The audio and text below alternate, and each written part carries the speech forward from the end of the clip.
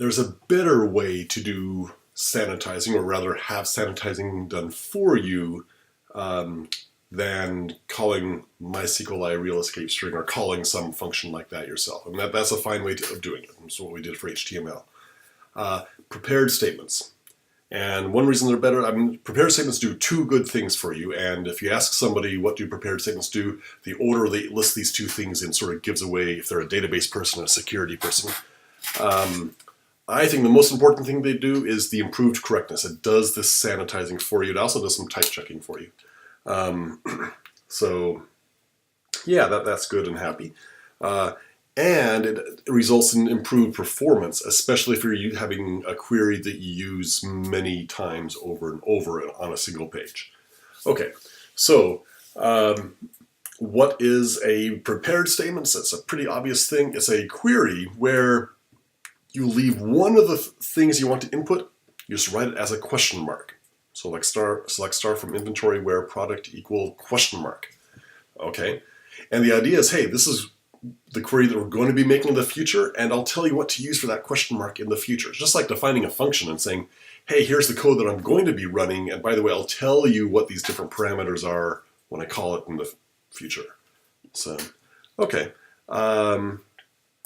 So let's go look at some prepared statements and how to actually use them. There's an example code that actually runs them if you want to go through that example source.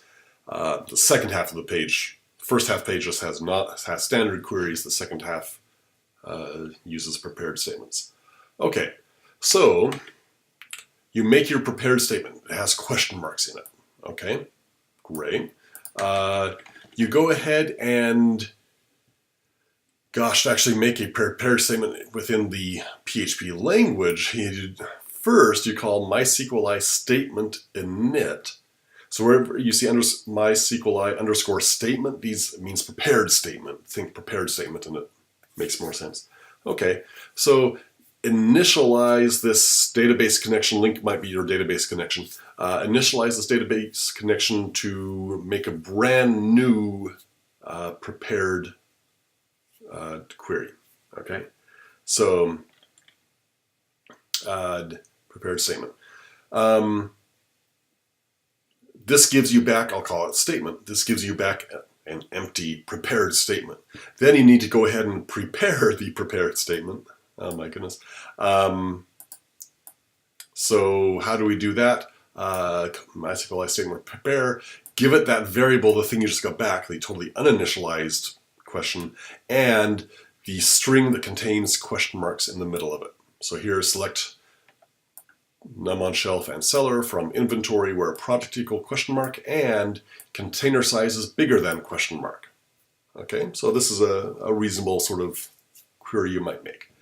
Okay, so I do this in advance before I actually make this query.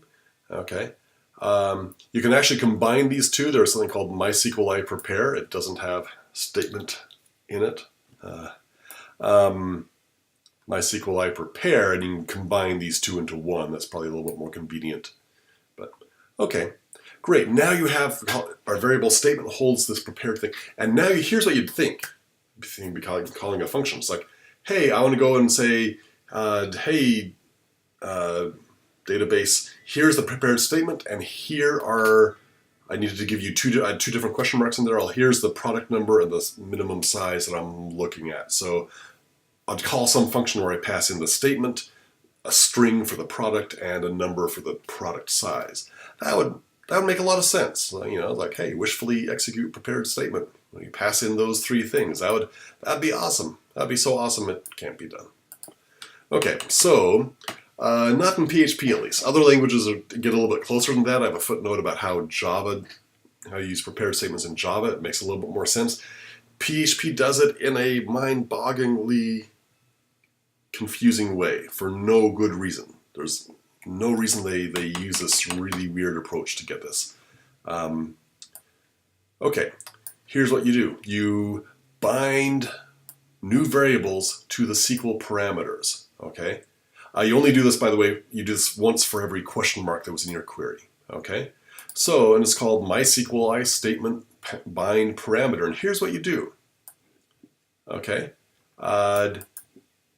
MySQLi statement bind parameter. I'm sorry, you can do it once for multiple things as well. Here's my statement. Okay. Here are the two types, string and decimal number, that I'm going to be using. And here are two variables. And I'm just making, this is the first time in my PHP program that mentions these variables. I'm making these variables up right now. Product name and min size. Okay.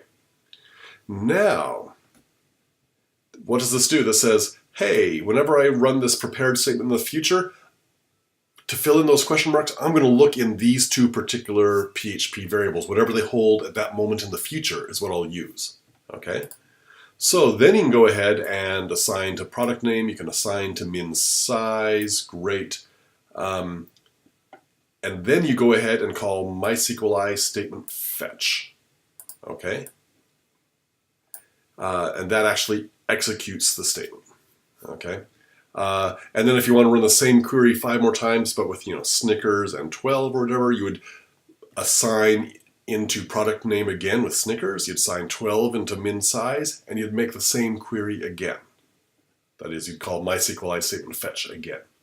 Okay, and then if you want to make that query one more time with starbursts and 0 or whatever, again, assign into your two variables, product name and min size, the two that you use to bind to that statement, and call mysqli fetch statement fetch. Yeah, that's just weird. It's magically using this thing here highlighted in orange. Looks like it doesn't use the variables product name and min size, but it does. It absolutely does. Okay. How do you actually process the result? Okay. If you're in a decent version of PHP, you could call a function called mysqli statement get result, and that would give you the table from that prepared statement, and then you could loop through it as before. I show that there. However, if you're running here at good old Radford and our PHP server here, we have a very archaic installation of PHP. It hasn't been updated for 12 years. They're afraid to update it. They know it's out of date, but they're afraid to update it for fear of breaking other things. So anyway, if we want to go ahead and use a prepared statement, rather than calling mysqli real escape string, we'll go ahead and do what we said before. We'll initialize our statement. We'll assign it to be something, so we'll prepare the statement and give it a string with question marks. Then we'll bind input variables. So we'll do this mysqli statement bind param. Okay. And then we'll do another step. We're going to bind output parameters, okay, output variables. So in this query we get, every row of the table we're going to get has two columns. So I'm going to make two variables. I'll call them call1 and call2. Not the best names in the world, but I'll call mysqli statement bind result. And I'll pass it the prepared statement and the names of two variables. This is weird because it doesn't look at the contents of this variable and pass it. It's actually passing the variable itself. Yeah. Okay, so we're going to bind the names call1 and call2. And now, when you do that mysqli statement fetch, then you go ahead and run the command. Okay. And after you run it, you can call mysqli statement fetch, and that will take the first row and stick it into the variables call1 and call2. Those variables are magically getting assigned when you execute that orange thing there. So, okay. You may have gotten the drift. I'm not very happy with this binding parameters. I don't mind. Prepared statements are awesome. This binding parameters, using kind of globalish variables. I'm going to tell other function what variables to stick their answer into, what of my local variables to stick their answer into. That just feels wrong. It's not a robust way. People have moved away from doing things like that, using global variables and using these references like that. And yet here we are stuck with it. So, okay. And again, there's a sample function you can look at that actually loops through and does all this. Finally, let's mention that at the very end, call mysqli statement close and give it that prepared statement. That lets the database, when you're done using that prepared statement, it lets the database release that and not need it anymore. Do this. This does not necessarily happen automatically. Even when your page finishes, the database doesn't know that you're never going to use that prepared statement again. It may not know that. So yeah, I would recommend calling mysqli statement close. That lets it release resources. What resources does the database keep with that? I mentioned back at the beginning, one of the advantages of prepared statements is that if you're making the same query over and over and over again, the first thing a database does when it gets a query is it makes an optimization plan. So it figures what tables it's going to need to look at. It'll figure out what order to look at the tables in, how to do any joins, do a lot of work to try to make sure the query is going to run quickly, and then it runs that query. When you have a prepared statement, it can make that optimization plan right up front. And then you can call that query 1,000 times and it doesn't need to redo that work. So that's why database people love prepared statements. It's faster on the database end. But I think the bigger reason to prefer prepared statements is that they allow you to, they do the sanitizing for you and even give you a little bit of type protection. So, okay, just real quick, look at the MySQL example.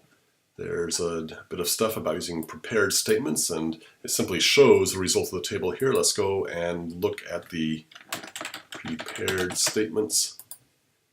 We make a brand new variable insert statement and give that the result of mysqli statement in it. Okay, we prepare the statement. Okay, mysqli statement prepare, insert into employees of name num, values question mark question mark. Okay. By the way, I'm using a, this is a query that doesn't give answers back. It's only 2 inputs. What are those inputs? They're both strings, it turns out. So bind parameter, insert statement SS for string and string. And I'm the 2 variables. I'm saying, hey, PHP, use these 2 variables in the future. And now I go ahead and do this. Name to enter gets num, ID num to enter gets 123321. Do that prepared statement. Okay. Now name to enter gets num num num. ID num to enter gets 321123. Do it again. Okay. Go ahead and put this in here with a bunch of weird things that I'd have to be careful about sanitizing if I'm doing it myself, but I can go ahead and do that. Okay. So that's an example of inserting through prepared statements. If I want to read with prepared statements, it's going to be something similar. This selects, Here I combined it, I called mysqli prepare. Okay. Here's a query that doesn't have to have any question marks in the input, but it does give back 2 columns. Okay. So what do? MySQli statement bind result, and I give it the prepared statement along with 2 brand new variables, name result and ID num result. And then I do MySQli statement execute. I think I misspoke on the previous page. MySQli statement execute, that's what really runs the prepared query. Okay. And then I go through and do the MySQli statement fetch over and over and over again.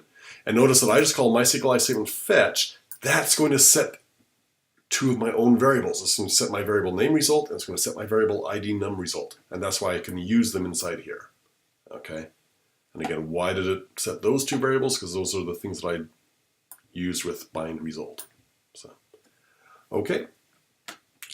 For this class, I'm happy with either way of sanitizing, making sure what you store in the database doesn't cause any problems.